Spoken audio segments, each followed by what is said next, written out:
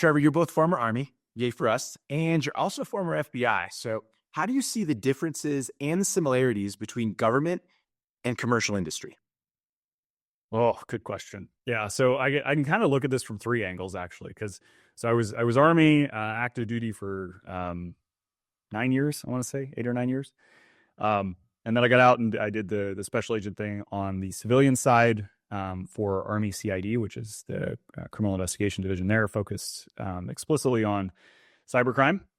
And then I moved on to the FBI with a task force that I was on as a federal TFO, also working cybercrime. But then, obviously now I'm within kind of the FBI ecosystem, and now obviously I'm in private sector.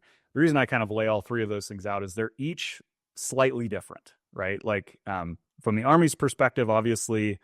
You have things like jurisdictional constraints, or maybe not even jurisdiction, but like the nexus, right? It's got to apply. Something has to apply to the DoD, for example. The FBI, there's other concerns.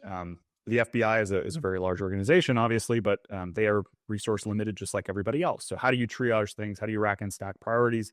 Where do you apply those resources to make the best impact? Now in the private sector, it's even more different, right? Now we have customers that we support, clients. So there's business obligations and obligations to shareholders and things like that. So I think, the kind of the common course in all of those things that you're always going to have constraints. You're always going to have a left and right limit that you need to stay within. And typically those are going to be tied to resource allocation. So the really success at any of those levels meant being able to adjust your resource allocation, adjust your focus to where you can make the most impact. And obviously from the law enforcement perspective, that was a hands-on target impact, giving somebody a pair of silver bracelets, for example.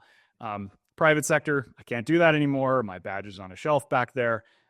But I can still work with those law enforcement organizations, or I should say, this is not mutually exclusive.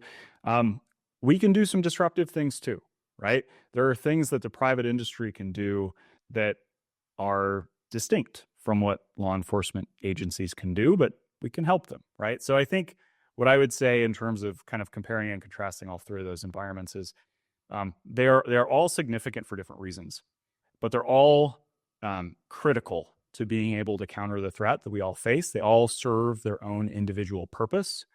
And it is in our best interest as a society focused on making, life harder for the adversary to empower each one of those individual things with what they are uniquely good at and spread out the effort as much as we possibly can. Because there's just far too much that for any one agency, any one organization, or even nation to really fully counter these days.